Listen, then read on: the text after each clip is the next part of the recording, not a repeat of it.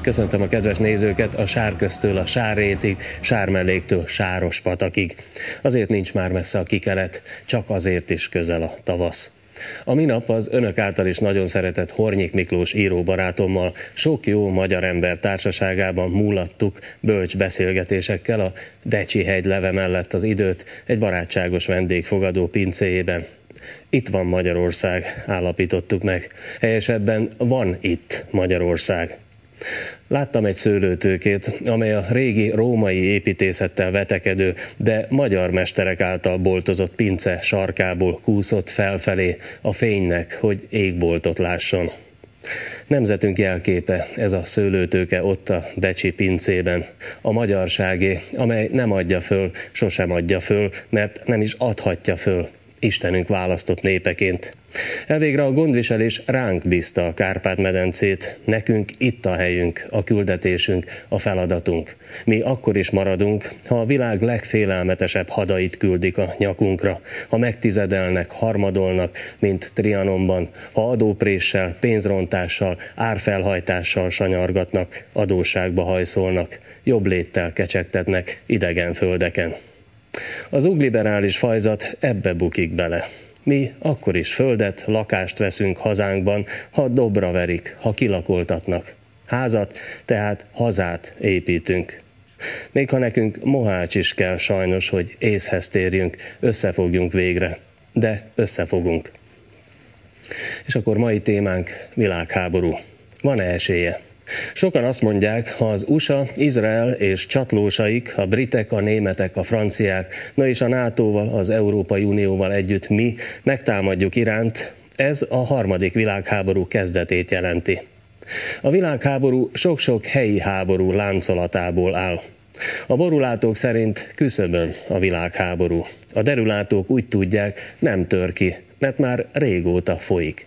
Éppen a második világháború befejezésének napjától kezdve. Megnyugtató, nem igaz? Ugye ma a világ egyeduralkodó szuperhatalma az Amerikai Egyesült Államok. Nála van a Világbank, a Valutaalap, az ENSZ. Ő kezeli a világ pénzét. Ő mondja meg, ki mit ér. És ha valaki netán veszélyesen többet ér, akkor az értéktelenedő dollárok piacra dobásával az USA már is megingatja.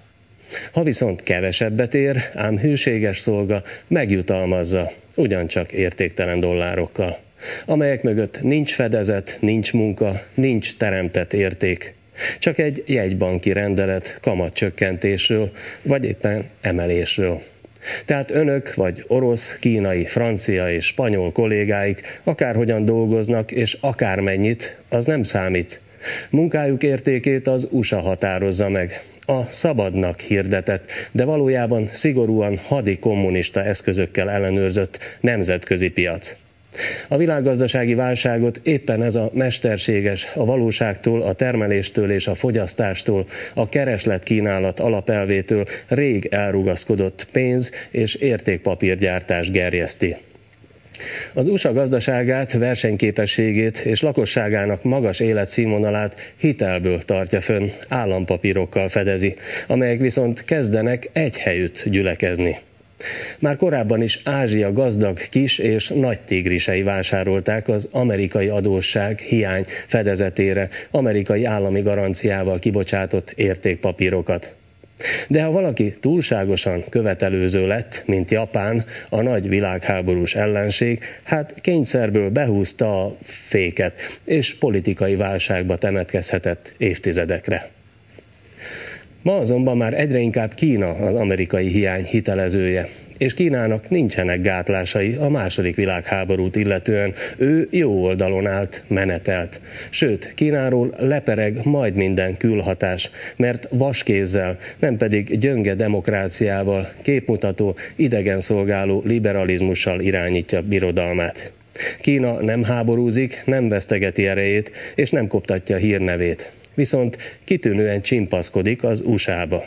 A dollárral együtt manipulál a pénzpiacokon, vagyis mesterségesen alacsonyan tartja a juan árfolyamát, és ezzel versenyképes.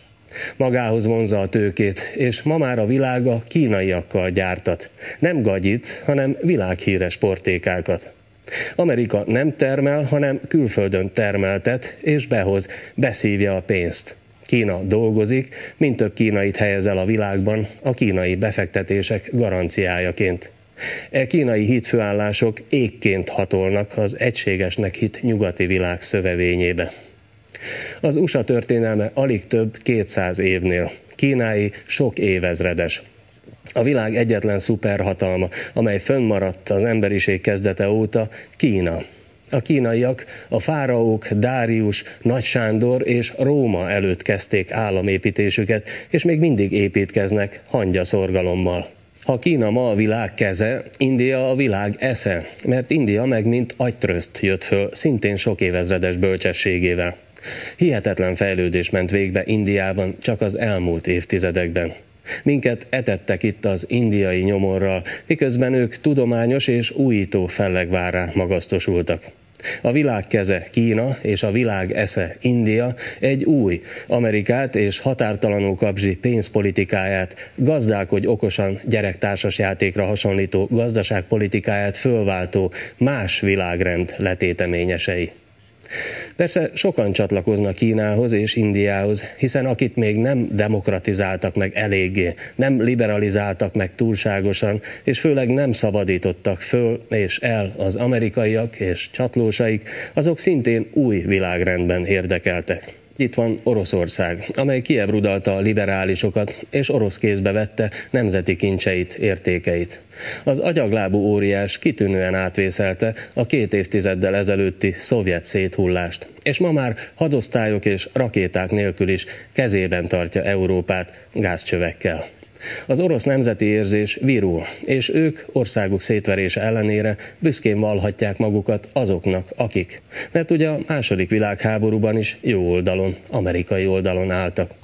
És miután a liberálisokat kiüldözték a hatalomból, kit Londonba, kit Tel Avivba, vagy ha nem akart menni valamely hazai börtönbe, nos, az oroszok még az amerikaiak által leszorított kőolajárakat megszenvedve is saját nemzetpolitikájukat babusgatják Moszkva anyácska és apácska ölében. Most éppen Kijevnél járnak, hiszen Janukovicsra szavazott az ukránok jelentékeny része is. A volt szovjet térség föltámasztása nem kirakós játék, véresen komoly gazdasági és politikai folyamat, és már látszik a fáktól az erdő.